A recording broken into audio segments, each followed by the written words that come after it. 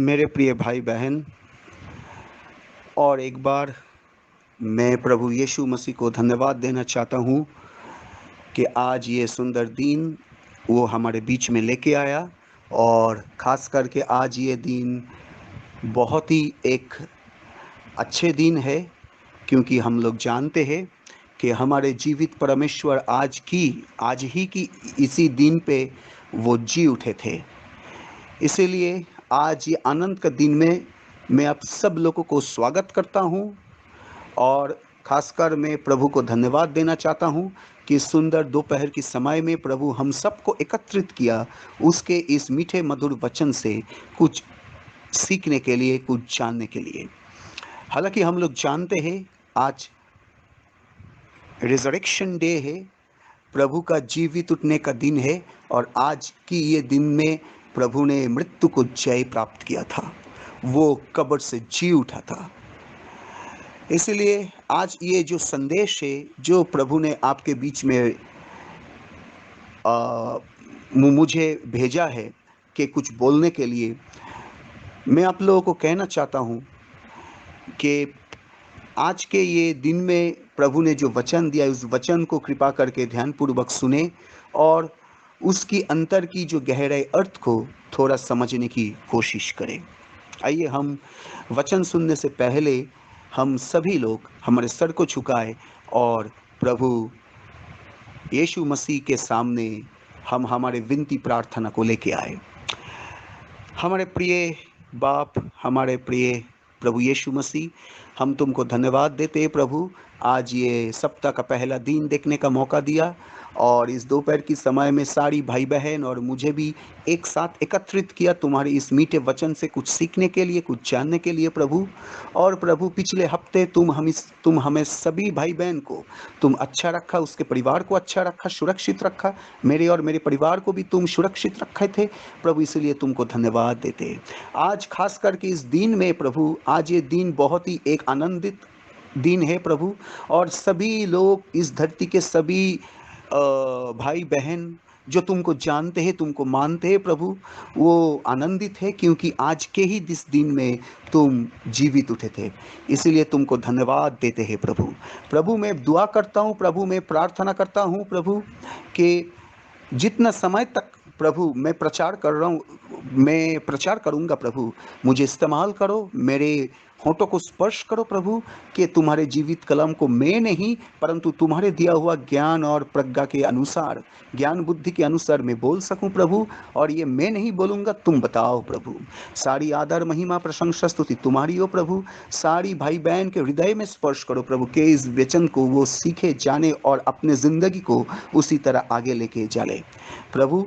ये छोटी सी प्रार्थना तुम्हारे यीशु मसीह के मीठे मधुर नाम से मांगते हैं, आमीन। मेरे प्रिय भाई बहन, आज जो हमारे वचन है, जो जीवित वचन प्रभु ने दिया है, वो है the book of Matthew chapter 28, book of Matthew chapter 28, उसके 1 आयत से अगर हम 7 आयत तक पढ़ेंगे, उसका 1 आयत से 7 आयत तक पढ़ेंगे। प्रभु का वचन इसी तरह लिखा है। शब्द के दिन के बाद सप्ताह के पहले दिन वो फटने ही मरियम मगदलिनी और दूसरी जो मरियम कब्रों को देखने आए, और देखो एक बड़ा भूकंप हुआ, क्योंकि प्रभु का एक दूत स्वर्ग से उतरा और पास आकर उसने पत्थर को लुढ़का दिया और उस पर बैठ गया। उसका रूप बिजली का सा और उसका वस्त्र पाले के समान उज्जवल था। उसके भय से पहाड़ कांप उठे और मृतक समान हो गए। स्वर्गदूत ने स्त्रियों से कहा, मत डरो, मैं जानता हूं कि तुम यीशु को जो क्रूस पर चढ़ाया गया था ढूंढती हो। वो यहाँ नहीं है, परंतु अपने वचन के अनुसार जी उठा है। आओ वे स्थान देखो जहाँ प्रभु पड़ा था, और शीघ्र जाकर उसके चेलों से कहो कि वो मृतकों में से जी उठा है, और वो तुमसे पहले गलील को जाता है, वहाँ उसका दर्शन पाओगे। देखो, मैंने तुमसे कह दिया। प्रभु यीशु इस वचन को पढ़े जाने से हम सबको आशीष करे। आमीन। मेरे प्रिय भाई बहन, आज ये मत्ती रचित सुसमाचार 28 का 1 आयत से 7 आयत तक हम पढ़े, और इसका मूल विषय है प्रभु का पुनरुत्थान। मृत्यु से प्रभु जी उठे थे। हमारे जो परमेश्वर, जो हमारे एक सच्चा परमेश्वर, वो मृत्यु को जय प्राप्त किए थे। मेरे प्रिय भाई बहन, इस धरती में और ऐसा कोई नहीं है जो मृत्यु को जय प्राप्त किया था, परंतु आज हमारे ये परमेश्वर मृत्यु को जय प्राप्त किया था, क्योंकि वो स्वयं परमेश्वर थे। प्रभु यीशु के अंदर दो तरह का चरित्र थे। एक तो वो 100% मनुष्य थे, और दूसरी तरफ वो 100% परमेश्वर थे। इसीलिए मैं आप लोगों को बोलना चाहता हूँ, कहना चाहता हूँ कि ये उस परमेश्वर, जो परमेश्वर को हम कभी देखा नहीं, हम कभी छुआ नहीं, परंतु अब अनुभव करते हैं। हम हमेशा अनुभव किया है कि प्रभु यीशु हमारे पास है। वो जीवित परमेश्वर हमारे बीच में है। वही जीवित परमेश्वर 2021 साल पहले वो जी उठा था, आपके लिए, हमारे लिए। ओ मेरे भाई बहन, मैं आप सब लोगों को कहना चाहता हूँ कि हम ऐसा ही एक परमेश्वर की आराधना करते हैं, कि जो परमेश्वर आपके उधर वो मौजूद है, और आज मैं जब मेरे घर में बैठ के प्रचार कर रहा हूँ, वो उसी समय, उसी तरह वो मेरे घर में भी मौजूद है। इस धरती में, पूरी धरती में हमेशा वो पूरा धरती में वो छा चुका है, और एक आकाश की एक प्रांत से और दूसरी प्रांत तक उसका पूरा आना जाना है। हालेलुया।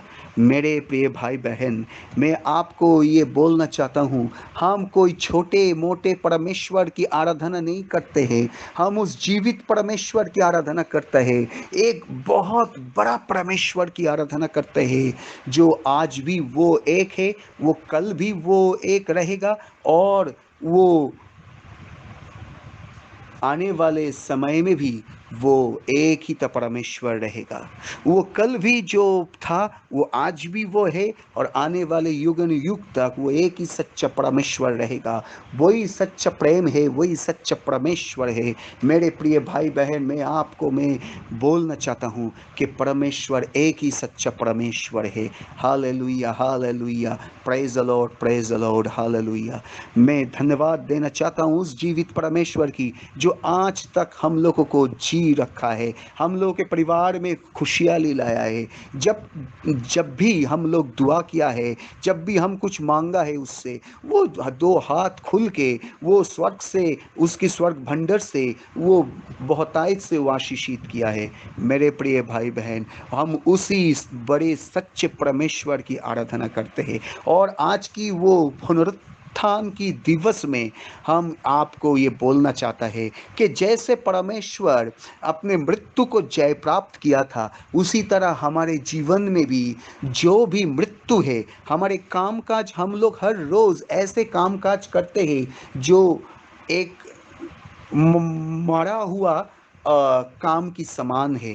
वो काम को छुटकारा देना है, वो काम को फेंकना है, और हमको जय प्राप्त करना है। हमारे जीवन, अगर वो सोए हुए जीवन है, हमारे जीवन में अगर वैसा कुछ परिस्थिति है कि हम बल्कि हम शारीरिक तौर से कभी मरा नहीं, परंतु आत्मिकता में अगर हम सोए हुए हैं, आत्मिकता में अगर हम मरे हुए हैं, तो मेरे प्रिय भाई बहन, आज वो दिन है जो आत्मिकता में जागना है। हम लोगों को हमारे अंदर एक पुनरुत्थान लेके आना है, हमारे अंदर एक रिवाइवल लेके आना है। मेरे प्रिय भाई बहन, मैं आपको बोलना चाहता हूँ, अभी भी वक्त है, अभी भी समय है। आज इस पुनरुत्थान की समय में, आज इस पुनरुत्थान की दिन में हम सब मिल के हम ये वादा करें कि हमारे जीवन की जो आत्मिक स्थिति को हम फिर से जागेंगे, हम फिर से उसको जीवित करेंगे और प्रभु के लिए हम काम करेंगे। प्रभु के लिए हमारे आत्मा को हमेशा हम आग की तरह हम चला के रखेंगे, क्योंकि जब भी कोई मौका मिले तो प्रभु की काम से हम पीछे ना हटे, हम हमेशा आगे बढ़े। मेरे प्रिय भाई बहन, आज ये मौका है। प्रभु हम सबको आशीषित करना चाहते हैं, प्रभु हम सबको अनुग्रह करना चाहते हैं। हमारे जीवन एक सोए हुए जीवन है, हमारे जीवन एक मरे हुए जीवन है।